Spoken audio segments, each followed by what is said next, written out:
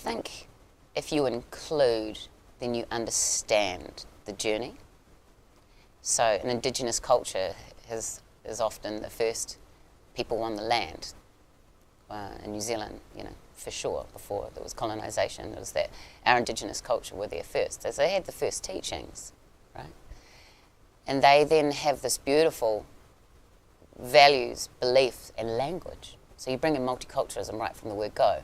And that's, in the global world that we are in now, that's imperative, it's a must. An indigenous culture is the respect that we have for the people that went before us and the people that are going ahead of us. They have values, they have skills, they have, like in New Zealand, I'm thinking of weaving, there's all these beautiful, beautiful traditions that need to be part of understanding who we are, because that's where we came from.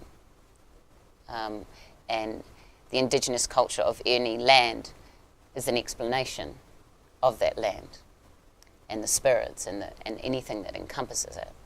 And I think everyone has to know where they're from, and it's ignorant not to do that. And because it's beautiful. So in New Zealand, in our Māori culture, the waiata, the singing, people have heard us throughout the summit do a little bit of singing, and we would like to do more actually. But it's strong, it's powerful, and it's important, and it grounds you. I'm talking in Te Ao Māori in terms of New Zealand culture. It's the respect to the land. It's understanding how everything works. It's understanding, like, for our program, we work in the Southern Cross, which is, our constellation down south. And we work towards the understandings and the guiding lights of how that works as well, where it's placed in your head, in your heart, your hands and your feet.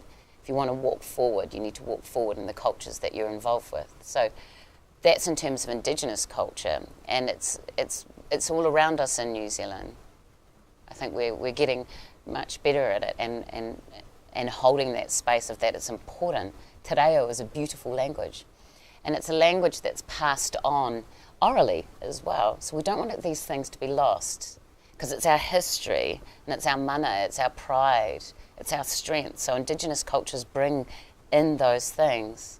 If people watch in New Zealand, they see our haka after a rugby game, before a rugby game. It shows power. We ground ourselves. It's emotional.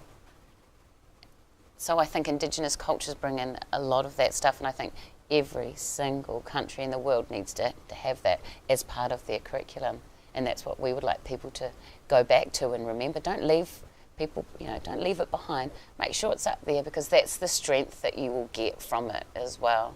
And I feel that even when I'm speaking to you, I feel that from my heart, from my aroha, is that when I talk about it, it means something to me, and it means something to where I live. So therefore it means to how I educate. And it's that sense of belonging to the land, the contribution, all of those things. And that's a guiding curriculum in our early years level, is Te Whariki, in which we are guided by as well.